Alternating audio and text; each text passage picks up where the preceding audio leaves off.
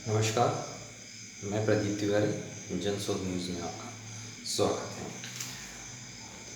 आज सिवनी में मुख्यमंत्री जी का रोड शो था, जो कि तकरीबन 3:15 बजे चालू हुआ। इससे पहले प्रशासन ने खूब चाक चौबंद व्यवस्था की, जैसा कि हमेशा की रैलियों में होता आया है। इसमें भी हुआ, लोगों को गाड़ियों से भर के लाया गया।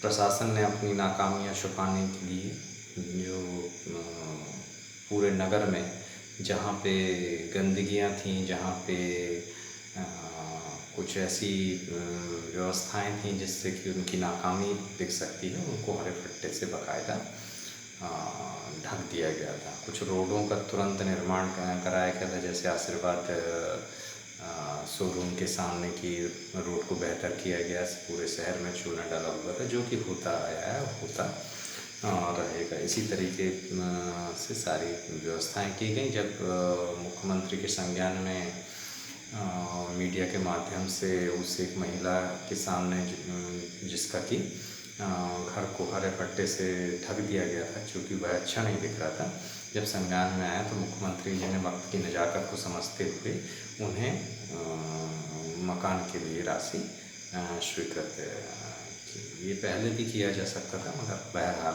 किसी भी माध्यम से उस महिला का भला हुआ। सिवनी में आकर मुख्यमंत्री ने रोड शो किया। रोड शो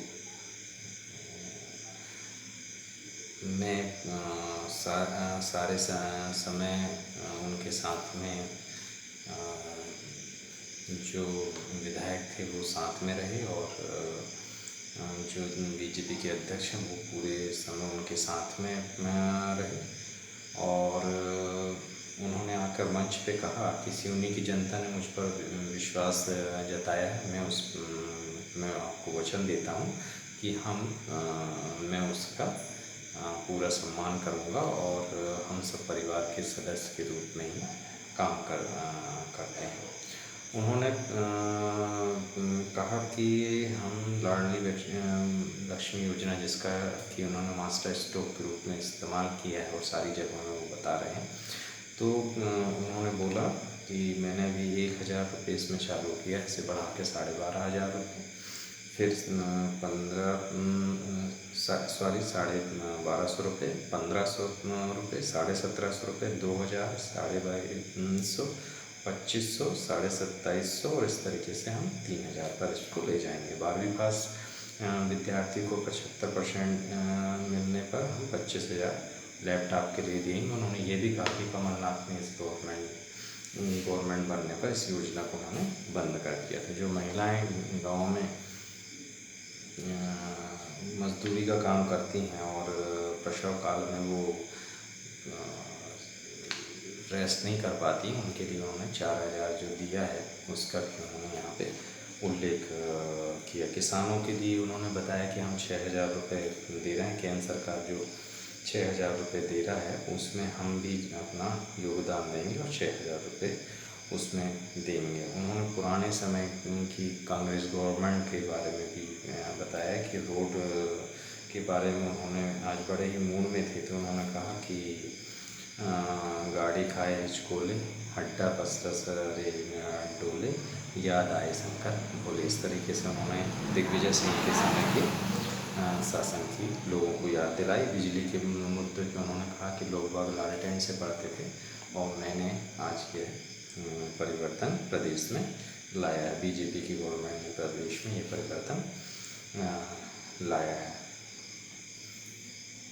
मेडिकल कॉलेज के विषय में उन्होंने कहा कि हमने सिवनी के लिए स्वीकृत किया गया था। कमलनाथ की गवर्नमेंट बनने पर उन्होंने छिंदवाड़ा के लिए इसे स्थानांतरित कर दिया। बीजेपी की फिर गवर्नमेंट बनने के उसमें हमने ये सिवनी को दिया। किस मुँह से सिवनी के लोगों से बात करेंगे।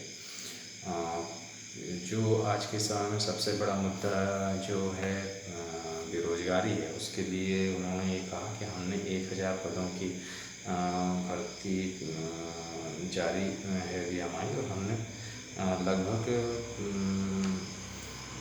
55,000 उसमें हमने ये भर्ती पूरी कर ली। पटवारी नियुक्ति जो कि एक मध्य प्रदेश में बहुत बड़ा एक मुद्दा निकल के सामने आया, उस पर उन्होंने कहा कि इस पे शंका होने पर मैंने इसे रोक दिया है और हम इसकी पूरी जांच कराएंगे, जो भी दोषी होंगे उन्हें हम सज़ा का प्रावधान करेंगे।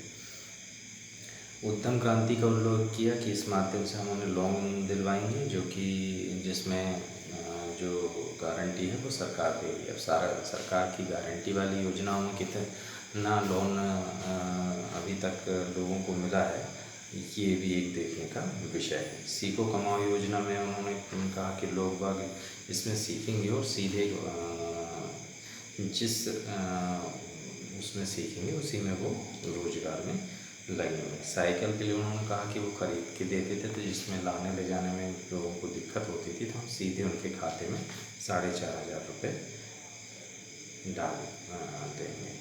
आजीविका की बहनों को उन्होंने कहा कि मेरा लक्ष्य है कि उनका मासिक 10,000 रुपये हम करें, कम से कम वो लखपति इस तरीके से वो बनेंगे।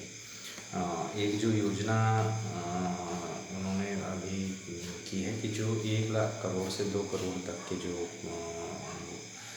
टोल टैक्स हैं, उन पर स्व सहायता समूह को देने के लिए उन्होंने कहा था। उसका उल्लेख उन्होंने यहाँ किया है कि महिला की जो आजीविका वाली महिलाएं हैं वो उनको वो टोल टैक्स दिए जाएंगे, और अगर 1 लाख रुपए टोल टैक्स का संग्रहण होता है तो उसमें 30,000 यानी 30% का जो है उनके खाते में वो प्रदान करेंगे। सिवनी के संगठन ने और विधायकों ने कुछ मांगे रखी थी, जिसमें कि उन्होंने जो है कुछ मांगे उन्होंने तुरंत मन से ही वो कर दी। जैसे निगम बनाने की घोषणा जो नीता पटेलिया जी ने और यहाँ के अन्य प्रतिनिधियों ने किया था, तो उसमें सिवनी को निगम बनाने की घोषणा उन्होंने कर दी है। कुरई में कॉलेज जो कि पूर्व में भूमि उसके लिए चयनित हो चुकी थी, उसके लिए राशि जारी करवाने का उन्होंने घोषणा यहाँ पे किया। मठ मंदिर के पास में जो स्कूल है उसकी पुनर्निर्माण के लिए उन्होंने घोषणा की। जो ढाल सिंह बिसेन हैं उनके द्वारा जो एक बात रखी गई थी कि जो मंडी जलाशय है उसके नहर विस्तार की योजना के विस्तार में उन्होंने इसका सर्वे कराकर काम को पूर्ण करने का घोषणा की। पावर ग्रिड तक की जो हाउस तक रोड है उसके निर्माण के लिए भी उन्होंने राशि जारी करने का घोषणा मंच से किया। धनौरा में जो कॉलेज की काफ़ी समय से जो मांग चल रही थी उसके लिए भी उन्होंने यहाँ पे घोषणा की है। हालांकि ये चुनावी वर्ष है मध्य प्रदेश में, इस वर्ष के अंत में चुनाव, तो अब ये सारी घोषणाएं ही हैं जो कि नई गवर्नमेंट के गठन पर किस तरीके से आकार रूप लेती हैं, ये देखने वाली बात होगी।